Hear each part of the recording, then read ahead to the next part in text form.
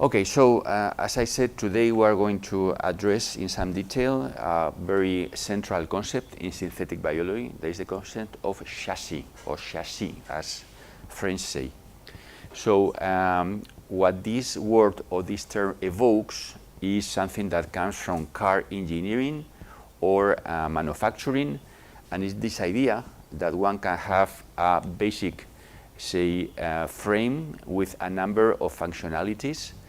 In the case of cells, metabolic functionalities, genetic functionalities, regulatory functionalities, on top of which we can add parts and devices in and out, maintaining the main frame, but just altering the modules that we put in and out. Okay, so this is a very strong metaphor, a very strong image of what we are after in synthetic biology.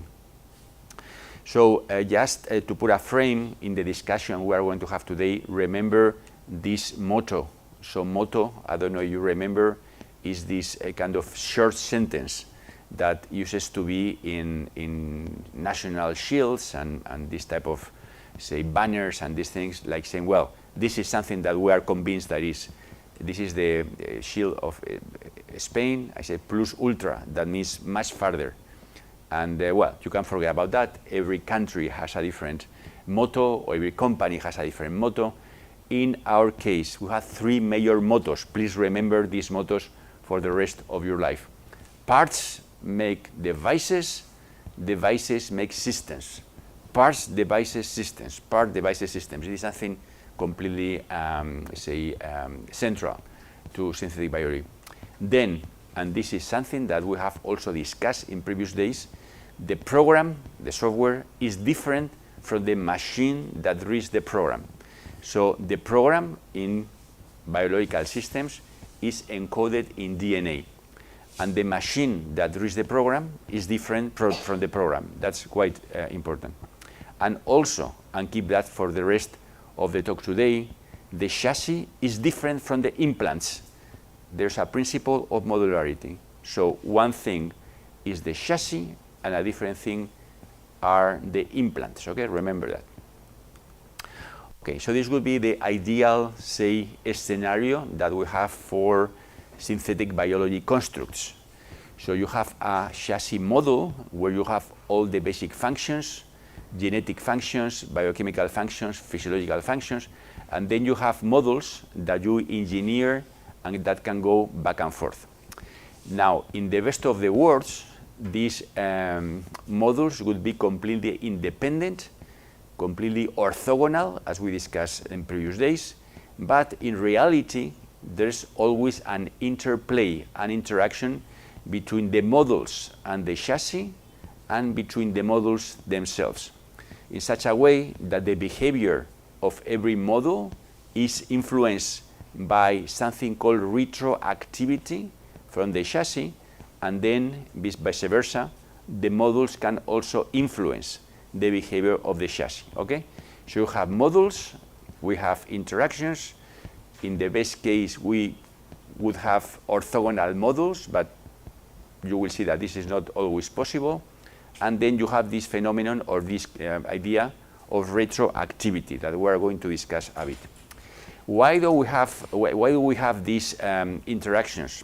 Well, number one, because if you remember a few days ago, we discussed that the models and the host of the models compete for cell resources. And therefore, there is this competition that makes that the behavior of the chassis and the behavior of the models is not completely independent.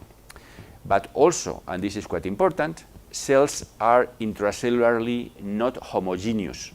So that means that even if we want to have a model implanted in the genome, then the products of the model will go into the three-dimensional space of the cell and will interact with other, say, components. And therefore, there are many effects that are connected to the fact that cells are not internally homogeneous. Instead, they are heterogeneous. There's a considerable degree of what is called intracellular granularity. Okay? So all these circumstances make that there's a phenomenon called retroactivity between the chassis and the implant, in such a way that you have an input that goes into this particular device, and it has an output, then this output will get somewhere, and that somewhere will lash back into the functioning of this model, and you have this, say, non-perfect functioning of the whole design that you have there. So you can make an abstraction and decide, well, imagine that, for instance, you have like two devices here. You have an upstream component with a transcriptional factor, a promoter, and a product X, for instance, that will influence or will activate expression of another promoter.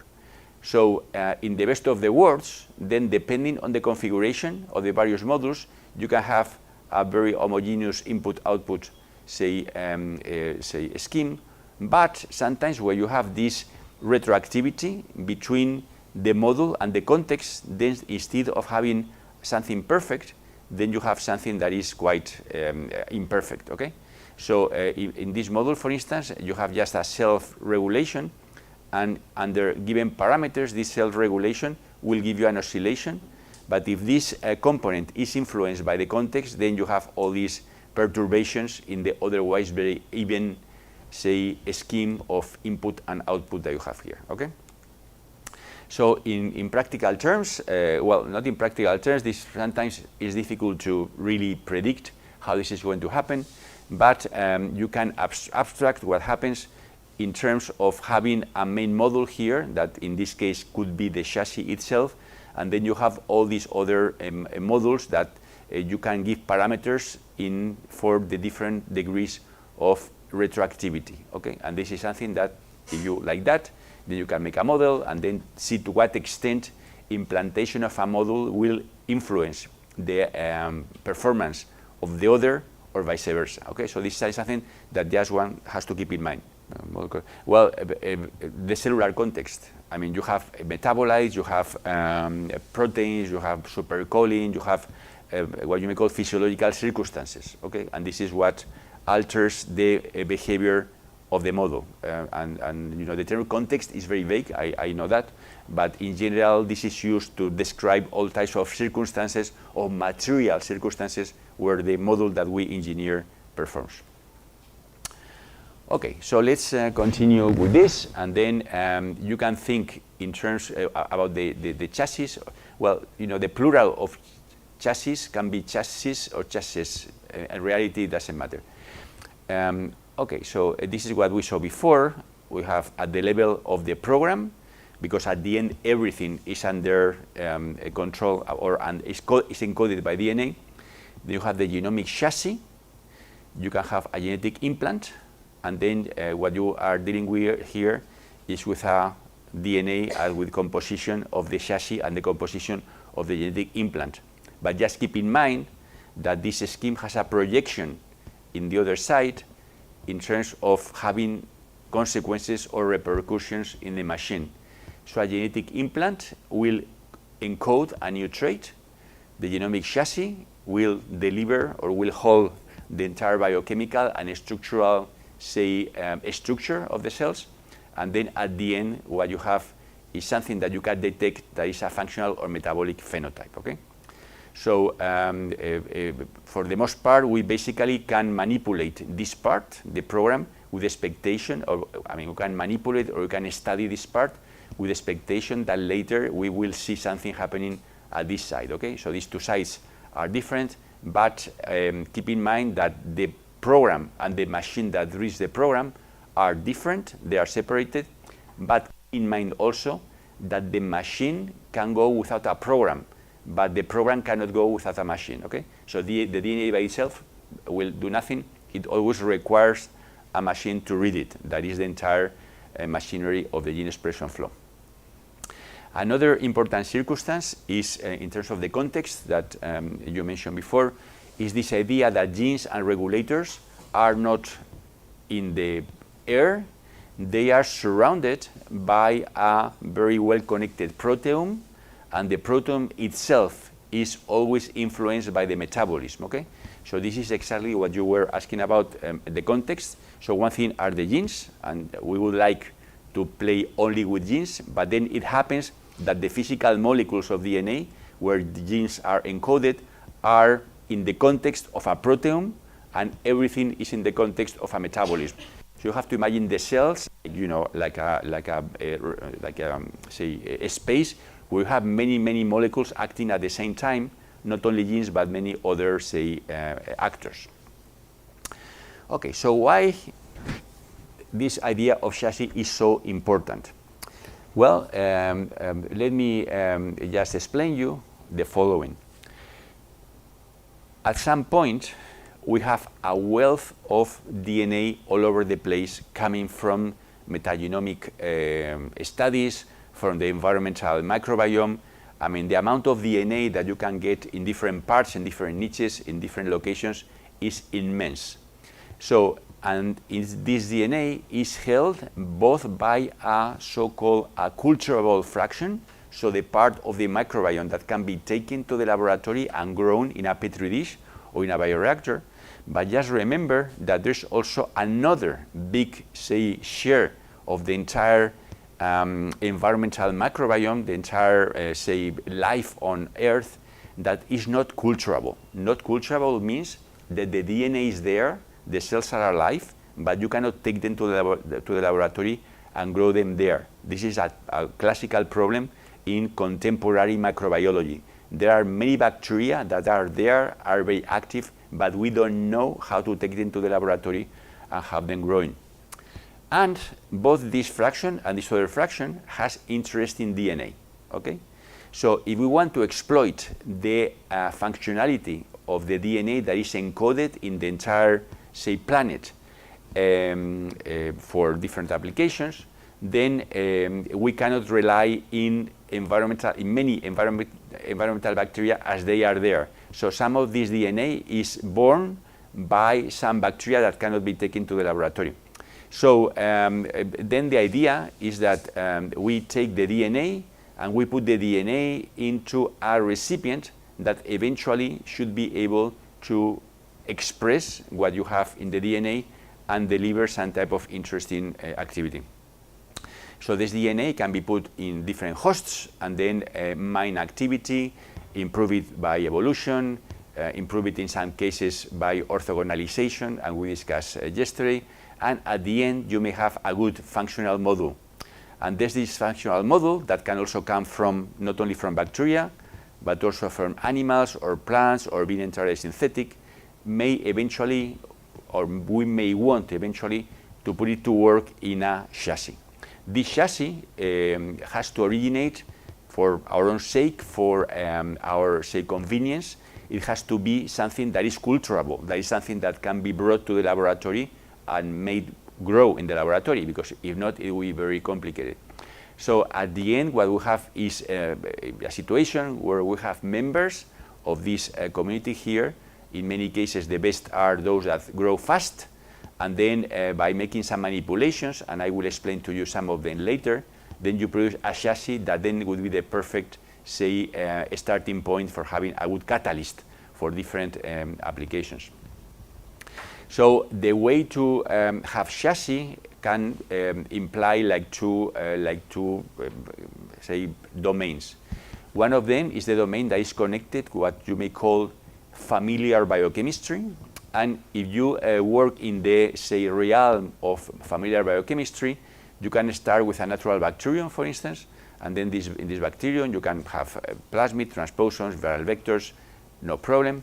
You can enter some modifications into the genome of this bacterium, and then you have an streamlined or edited genome. I will show you later an example of that.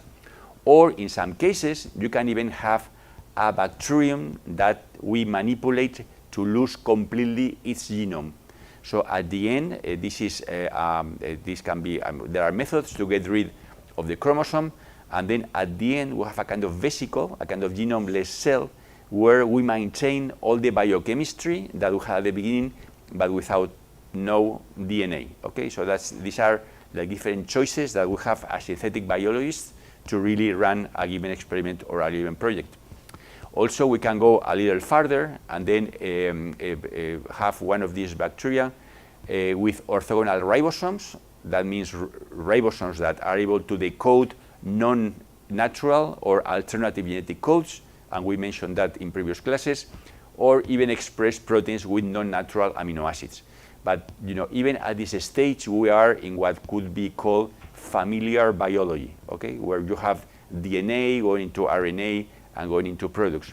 But synthetic biology enables to go one more step, and then to move into the side of completely artificial cells that are biological, but the biology is not familiar.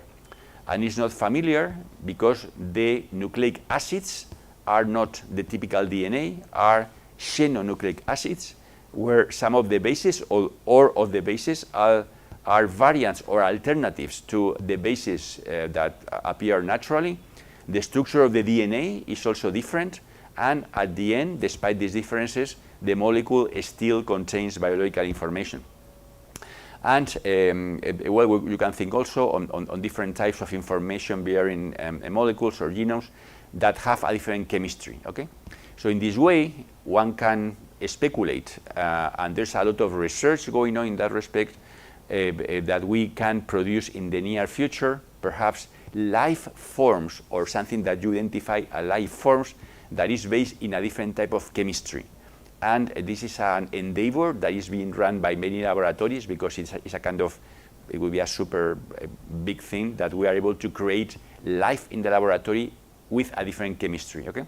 This is not science fiction, this is something that belongs to the agenda of contemporary synthetic biology, not for an application, not for a biotechnological application, but for kind of understanding what is life and how, what are the principles that make that enable a transition between a system that is not live versus one that is live. Okay, but in our more, say, realistic domain, that is the domain of biotechnology, then our objective, remember, the main agenda of synthetic biology is about programming biological entities. So we start with something that is wild, then eventually we want it to be completely engineered, but in between we have another step that is very important, is domestication, okay? So what is the difference between a wild animal and a domesticated animal? Can anyone tell me what you think are the major differences? I mean, there are more than one difference, but can you propose, like, what yes?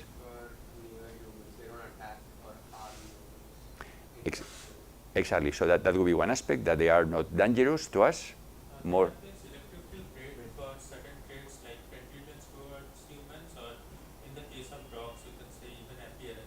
Okay, that's a good point. Any other aspect? The obvious. Obvious. Whatever we say, they will do. We can make them do whatever we want. Exactly, that's the point. So the difference between a wild animal is that the wild animal will not obey your orders. The domesticated animal, in principle, will obey your orders, even though we know that sometimes it does not obey our orders. Okay. And the idea is that we have, the idea of programming is that you have a biological entity that will follow our orders similarly to what we have at, I don't know, like a kitchen device, and you just put the washer and then it works, right? So that would be the idea. So we are not there completely yet, so we will see in this talk how far we are in the attempts to domesticate biological systems. As a matter of fact, the history of domestication is very interesting, and I don't know if you ever thought that there are many types of animals, but in reality there are not that many domesticated animals, okay? So only about 20 species have been domesticated throughout history, okay? So the cows, the turkey, the sheep, whatever. But there are some animals that, despite numerous historical attempts to domesticate, they have never been domesticated. Monkeys, for instance, you have monkeys all over the place here. You don't have them as pets, right? Because they don't follow our orders. I mean, they give us a very hard time in many cases. They have their agenda and forget about trying to domesticate them. We have foxes, for instance. Foxes are beautiful animals. However, despite numerous attempts to domesticate them, no way. For instance, zebra horses. You know, zebra horses are these animals in Africa that have like all these strips in the body They are super robust and so on. And intuitively, you would think that they would make perfect replacements for horses. Yet, after millennia, they could not be domesticated. So that means that domestication is a genetic trait. Some species have the kind of tendency or the predisposition to be domesticated, where others do not have them. Now, you can make the same argument for bacteria or for microorganisms. So some microbes are easily domesticated, like E. coli. E. coli is the best domesticated, or one of the best domesticated microbes, or yeasts, and yeasts are all over the place, or lactobacteria. But there are others that might look interesting, but they cannot be domesticated. And there are even some pathogens that have very interesting genes that would benefit from. However, they have never been domesticated, and it's very difficult that we can domesticate them. So the idea is that maybe we should start with thinking on having a limited number of species that can be domesticated for the sake of synthetic biology. But there's a part of this idea of having this chassis in connection to domestication. There are other considerations. So we need so why do we need to define what is a chassis? Okay. So I'm going to go through various texts, some legal texts that have been produced recently, and well, there are various reasons why there's an urgency and a necessity to define what is a chassis, as part of our interest in having good semantic standards. Okay. So, one of them is that the word chassis now is applied to many bacteria. And in my opinion, and the opinion of many, this is wrong. I mean, you cannot call a chassis any bacterium. You have a bacterium of any type, you make a mutation here and there, and it's a chassis. No, it's not a chassis, and therefore we have to qualify what is that. The other thing is that there's, for a long time, before synthetic biology, there have been around a large number of hosts of recombinant DNA, okay? Yet, being a host of recombinant DNA does not make you to be a chassis. You just remain a host of recombinant DNA. And therefore, there is this necessity to have a criteria to differentiate genetically modified organisms from what we propose to design as synthetic biology agents or chassis. I will return later. So, but one of the most important motivations for really trying to define what is a synthetic biology chassis is that in legal terms, the legislation and the regulations in biotechnology for using genetically engineered biological items are very well established, and the idea is that synthetic biology is different from traditional genetic engineering. And therefore, synthetic biology produces chassis and produce synthetic biology agents. And how do we differentiate these synthetic biology agents that are produced through synthetic biology versus what you may call traditional products coming from genetic engineering? So that's why we need a good definition of chassis. So a definition of chassis, and this is a kind of definition, is an engineerable and reusable biological platform with a genome encoding a number of basic functions for stable self-maintenance, growth, and optimal operation, but with the task and signal processing components growingly edited for strengthening performance under pre-specified environmental conditions. Well, it's a kind of long definition, and every word that you find here has some kind of meaning. A chassis has to be a biological platform, in many cases macrobes, but they can be of other types, that have to be amenable to engineering, to genetic engineering, can be reused, and they might contain a genome with basic functions that enable growth and optimal operation under specified environmental conditions.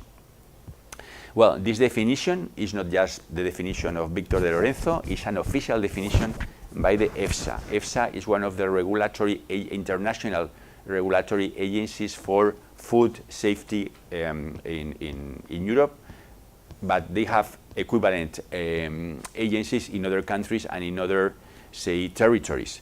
And what I just share with you in this definition is like the shared opinion of what is a chassis. So, well, it's just to reproduce verbatim the definition of chassis in the EFSA documents, okay? But there are some disclaimers that you have to make in this definition of chassis. So the term chassis can be applied to many types of platforms, not only bacteria, but also plants, different types of animals in principle, and even cell-free systems, namely systems that are not say, alive proper. However, the definition that I just mentioned applies only to live microorganisms. Also, sometimes computer people use the term chassis just for some in silico models. Okay, but again, this is not say the definition that we have just discussed. Now, the key of the definition is performance, no minimized genome. So that you have a smaller genome does not help at all to define what is a chassis. Because what we are focusing is on performance. Okay? So a given chassis is optimal for a given performance, regardless of the size of the genome. Although in some cases, you can remove unnecessary functions, and you will see later.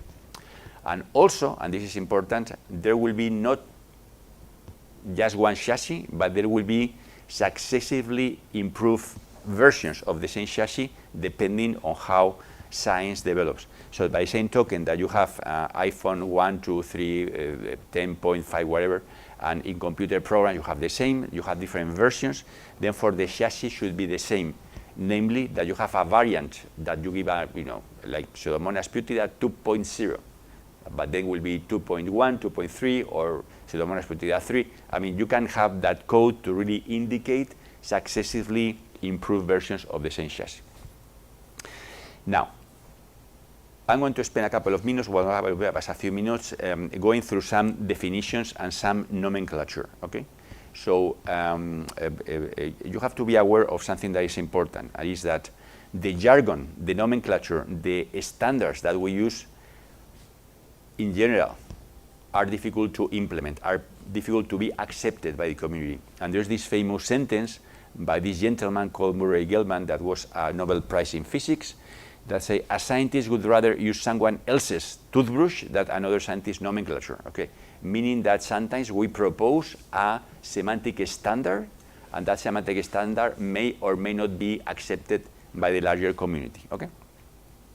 Okay, so just to understand what we are talking about, let me spend, I say, a few minutes to tell you a few things about what words we use in synthetic biology and what do they mean in a rigorous fashion, okay? Okay, isolate.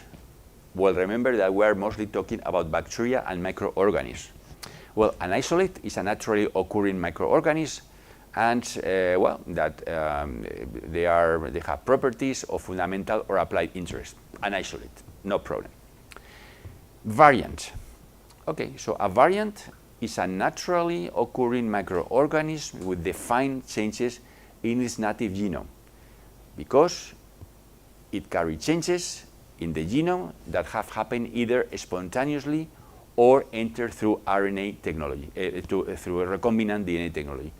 So we have an isolate and we have a variant, okay? So we have, I don't know, a penicillium strain that produces a penicillin, and then we have a variant that hyperproduces penicillin. That's still a variant. We are there. Now, what is recombinant DNA?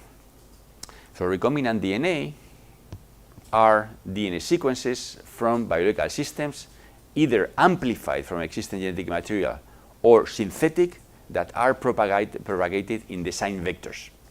And this is the material for construction of devices and implants of all types, okay? So remember, isolate, variant, and recombinant. So, but there are more definitions here. Now, What is a recombinant DNA host? A recombinant DNA host is a non-pathogenic variant, and we use variant using the definition before, capable of exogenous DNA capture and manipulable with genetic tools. So for being a recombinant DNA host, you need to be non-pathogenic, you have to be able to capture or maintain exogenous DNA, and you have to be manipulable with genetic tools. If you don't fulfill these conditions, you are something else. You are not a recombinant DNA host. And, well, what type of recombinant DNA hosts are there? Well, you have a plethora of them, the most famous E. coli, but you have others, okay? Now, what is a genetically modified organism, GMO? It's a recombinant DNA host that we define here, plus minus modified DNA in cis or in trans. What do we mean by cis or in trans? Cis is when we execute the changes in the chromosome itself, in the genome, and trans is when we place the implants in a separate piece of DNA, for instance, in a plasmid, okay? So for instance, one E. coli strain carrying a plasmid will be a GMO, because then it will have the strain that is modified with specifications with given recombinant DNA elements. Now, what is a chassis? And remember the definition we did before. A chassis would be a recombinant DNA host that is optimized for deploying genetic devices under specified conditions, okay? So what is the difference between one and the other, of this recombinant DNA host and a chassis? That the recombinant DNA host just takes a DNA with no, say, modification of itself, whereas the chassis is optimized for deploying the activity that is encoded in the genetic devices. And well, as I mentioned, and visually I showed with the car and the chassis and so, is that a chassis is the biological frame where recombinant DNA components can be plugged in and out for creating new functionalities. Now, what is an implant? So an implant is any genetic synthetic DNA sequence added to the chassis genome and encoded one or more biological parts. And these implants would typically involve a number of parts with a given relational logic for forming devices and circuits. And be patient, we are just getting to the end of this definition. What is a synthetic biology construct? A synthetic biology construct will be a synthetic biology chassis plus a genetic implant, either in cis or in trans. So in many cases, in the recombinant DNA technology, you can put your devices either inserted in the chromosome as one more chunk of DNA in the chromosome, in the genome, or they can be added to the cell in trans by means of a plasmid or by means of an extra chromosomal element that in most cases are plasmids. And as in bioconstruct, most frequent result biooptimizers. Now, what is a standardized chassis? Because we talk about chassis, but what is a standardized chassis? I will return to that. It's a barcoded chassis that fulfills other criteria. I will return to that later. But then at the very end, we have a synthetic biology agent. A synthetic biology agent, in properly talking, is a standardized synthetic biology chassis with genetic implants, either in cis or in trans. And out of all this definition that I have told you, this is the final product of synthetic biology, okay? The one that goes not only to laboratories, not only to play with them for projects, for research projects, but the one that goes to industrial and environmental applications. So to the ultimate, say, deliverable of synthetic biology is to have consolidated biological materials for biotechnological applications, whether industrial or environmental, okay? So that's an important consideration. Now, how do you become a chassis? Okay, and again, this is a quite dense slide, but I think that it contains very interesting information.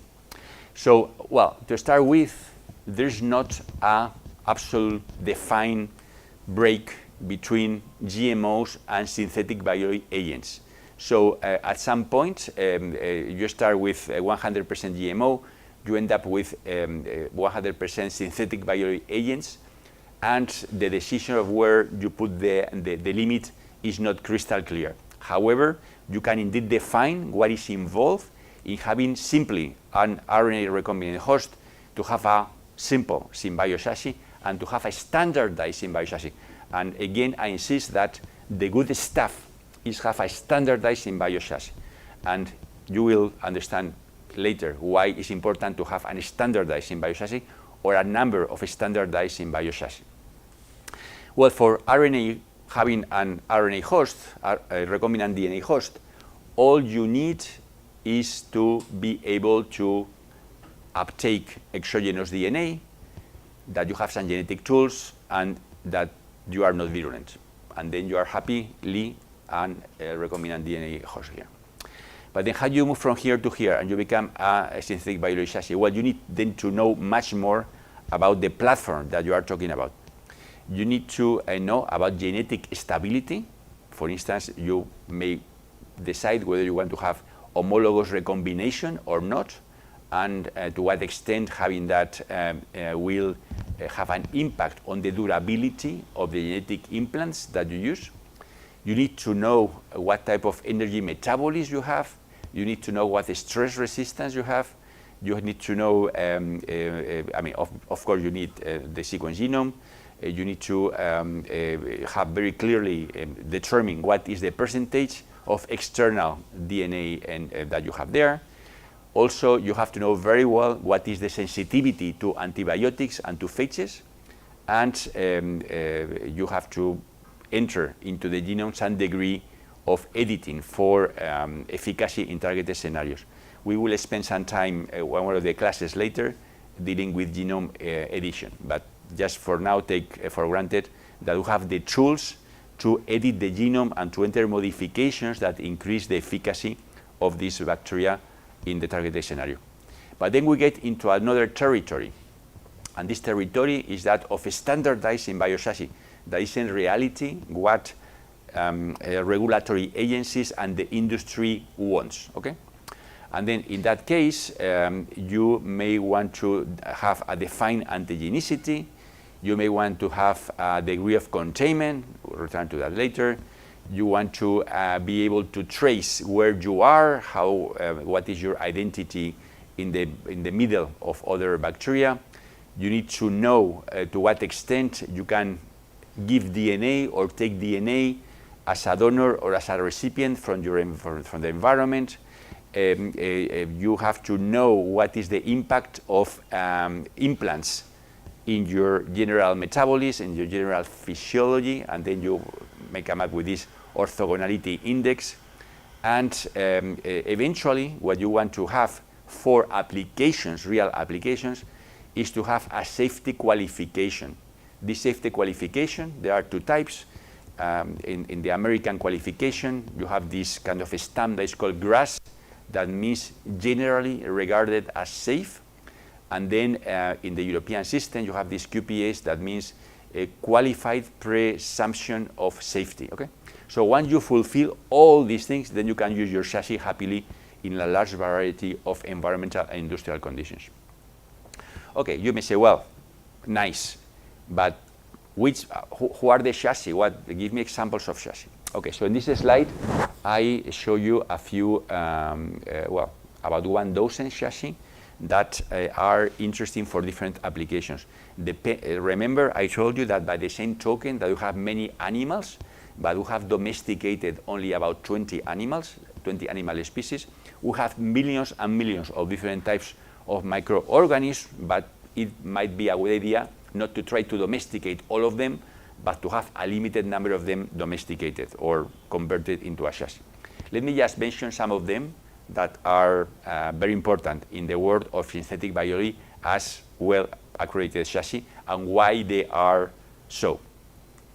First of all, you have mycoplasma. So mycoplasma is a small bacterium that has a small genome and, well, is not terribly interesting from the point of view of biotechnology because it's difficult to manipulate and so, but it has the advantage that to this day is the life system that is better studied and where every single molecule has been mapped and we know a lot about this mycoplasma, where a whole synthetic genome has been entered for the first time, and also it has some kind of side interest and is that it's an inhabitant of our lungs, and in some cases it has been proposed to be a vehicle for delivering therapeutic activities to our lung. Okay?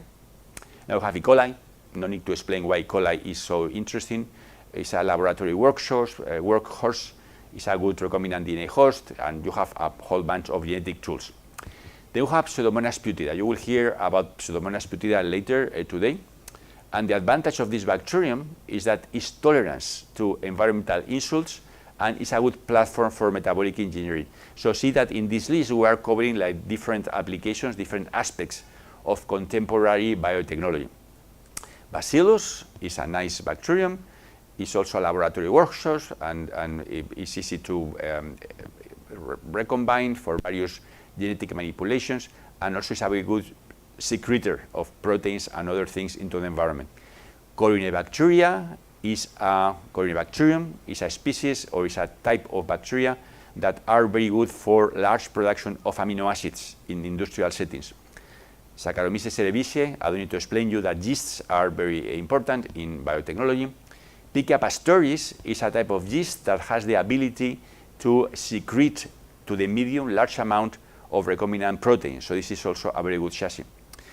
We have this super interesting new member of the whole list, that is Methylorubrum extorquens, that is a very good chassis for 1-carbon pathways. And 1-carbon pathways are involved in capturing CO2 and convert it into biomass. So this is, from an environmental point of view, can end up being a very important chassis.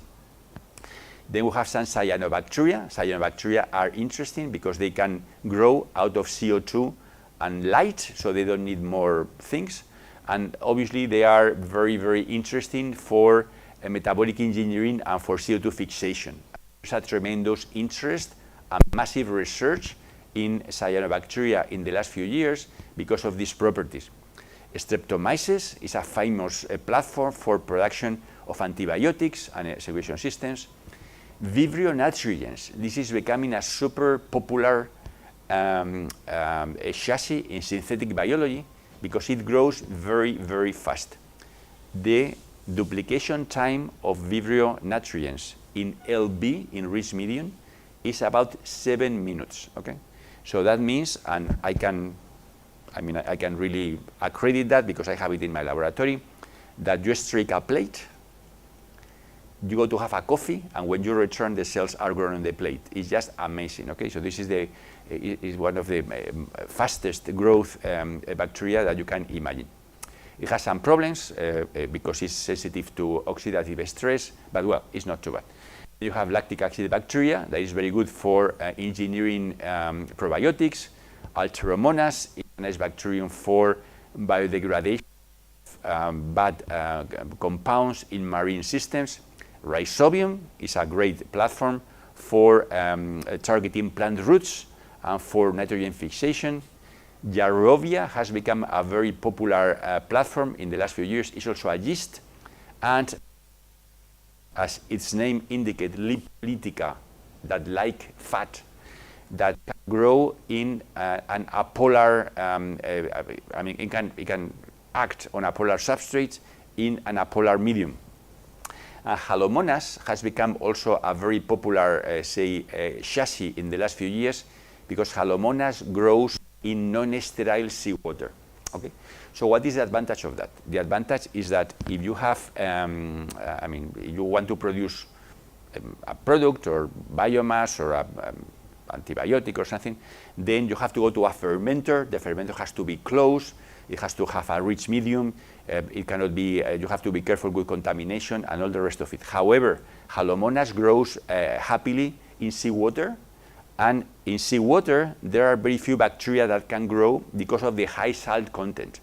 So Halomonas has become in the last few years a chassis of choice for large-scale, production of, for instance, bioplastics, simply because you can have a big extension of this bacterium planted in seawater, and at the end you produce a lot of biomass and deliver the product that you want. So, yes? So this Jarrovia lipolytica, yes. What solving system does it grow on? Well, it grows in different, you can play with, you have water, but then you can add growing say, apolar components of, I mean, it cannot grow on pure toluene or in pure acetone, or in pure, but you can have a high percentage of the medium with these compounds. It will be a mixture of aqueous and apolar substances. Yes, and also sometimes you can have an emulsion, and then in the emulsion, this yeast will grow on the surface of the little droplets in the emulsion. Okay. So you have you can have either one-phase fermentations where you have the composition of the medium like amended or added with an apolar, say, liquid, or you may have a complete emulsion, two-phase emulsions, where you have droplets, and then the droplets on the surface will be colonized by these aerobia cells that will execute the catalysis on the very surface and the very interface between their biomass and the droplets. So it's super interesting. Yes. Okay. So there are various laboratories working with aerobia. It's becoming very popular. Well, you know that this is like the most famous actors and actresses in the world, right? So depending on the year, depending on the circumstances, some of them might be more popular than the others. And if you tell me, well, what are the top chassis of the last year? I would say, well, it is methylobrum, is Vibrio, and is Halomonas. Aerobia has been popular for quite a while already. Okay. So as a follow-up question, has it be or can it be used to clean oil spills? To clean oil? Yeah, oil spills.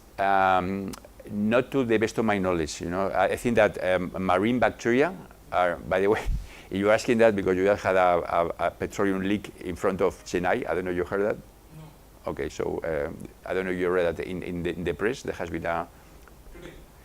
the last few days. I don't know exactly what day, but I read that in the press. So I don't know the details, but you know, I mean, petroleum leaks are happening all the time. You know, it's nothing special. But you know, when they happen, they create a big alarm because they are very spectacular. So many marine bacteria are able to do the job very, very well, and you don't need to have fungi or yeast that are they have a very bulky biomass, and at the end, you know, doesn't look good. You know, but marine bacteria are very well able to clean up petroleum spills with much better efficiency than your aerobia. Okay. Okay. More questions on that? Okay. Good. Okay. Well. I'm sorry that you don't see what is here, but you know, how do you, I mean, this could be a question for you. So on the basis of what we have discussed so far, what you think should be, how can you differentiate GMOs from SBs? I mean, imagine that you are legislators and that you are asked, well, we have a legislation for GMOs, and you are telling me that now you have other things that are not GMOs and are synthetic biological agents. How can I differentiate what is a GMO versus what is a synthetic biological agent? Okay, can you imagine? I mean, maybe some of you in the future will be in that situation, okay? Okay, so you have different possibilities. You can think what is the contents of recombinant DNA. Instead of bulk recombinant DNA, you can consider the percentage of parts, or the percentage of steps that are required for the construction, or the percentage of information that you have knocked in. But just remember that this is something that is under debate today, okay? And this discussion we're having today on chassis, synthetic biological agents, and GMOs is already quite alive, you know, and maybe in the next few months or years, the things will be settled. Okay, so what is one main advantage of this approach? Well, the good advantage is that once you have determined many properties in connection to the safety and connection to the performance of given chassis, when you have a new construct, a new bacterium, a new strain, and you want to ask for a permission to implement that in an industrial or environmental setting, you don't have to start from the beginning through all the tests and all the reports and so.